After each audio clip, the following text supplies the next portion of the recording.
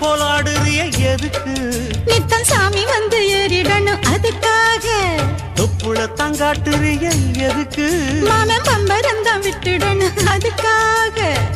சும்மா நாச்சு பார்க்கும் போது சூட்டனைய ஏத்துற சாராயத்தை கண்ணுல வச்சு ஆளு மேல ஊத்துற. காஞ்ச மாடு கம்புலதான் பாஞ்சது போல் தெம்புலதான் நீயும் மேய பாக்குற.